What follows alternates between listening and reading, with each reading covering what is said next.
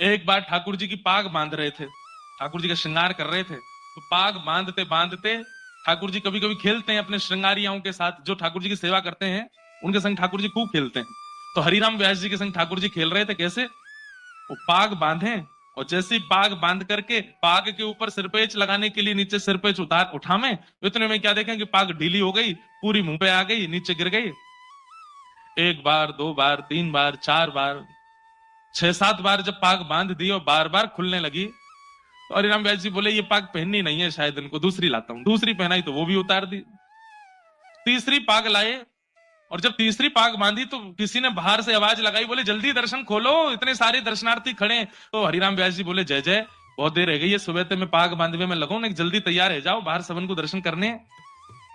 पाग बांधी, ठाकुर जी ने अब की बार भी पाग उतार दी।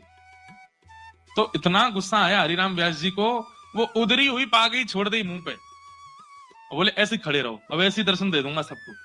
अरे सुबह से इतने लाड़ प्यार में आ गए हो, इतने ज्यादा जो है बिगड़ते जा रहे हो, इतने भाव से हम सेवा करते हैं और आपको बिल्कुल चैन नहीं पड़ता है, एक पाग नहीं बंधवा रहे हो, खड़े रहो ऐसे ही, नहीं बांधनी अब पाग, और ऐसे ही दर्शन करा दूंगा सबको।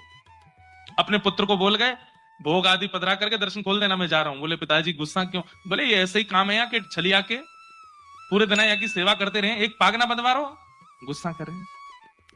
बाहर जाकर के हरिराम व्यास जी चुपचाप बैठ गए।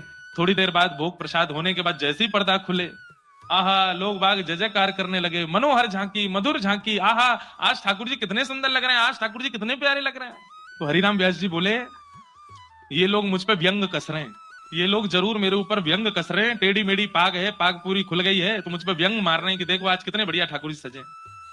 कोई दर्शनार्थी बाहर आया रोता रोता, बोले व्यास जी आज की झांकी तो नेत्रों से जा ही नहीं रही है। बोले सच बता? बोले और नहीं।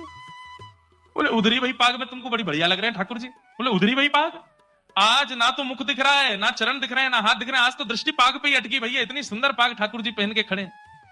भीतर जाकर के जैसे हरिराम व्यास जी ने देखा तो क्या पाया, आज इतनी सुंदर पाग और उस सुंदर पाग के ऊपर 10-15 मोर पंख ऐसे लटका करके ठाकुर जी ने इतनी सुंदर पाग। पुत्र को बुलाया, हरिराम व्यास जी बोले तूने बांधी पाग? बोले नहीं पिताजी, आप जैसी छोड़ गए थे वैसी थी, पता नहीं कैसे बांध ली। तुरंत हरिराम व्यास जी के नेत्र बंद हो गए और नेत्र बंद होते ही मन में झांकी प्रकट हुई, क्या कि मैं तो उधरी भाई पाग छोड़ के बाहर चलोगे और गुस्सा में। तब प्रिया जी, तब किशोरी जी आई और किशोरी जी ने आकर के देखी हैं ऐसे बुरे बाबड़े से बन के खड़े हो ठाकुर जी, पाग क्यों नहीं बांधी? बोले आज मोए आपके हाथन से बदवावे को मनो, या हमारे हरिराम व्यास को परेशान कर रहे हो, अब आप आए गई हो, अब आप ही बांधो। तो आज की पाग किशोरी जी ने बांधी है ठाकुर जी को, इसलिए इतनी सुंदर लग रही है।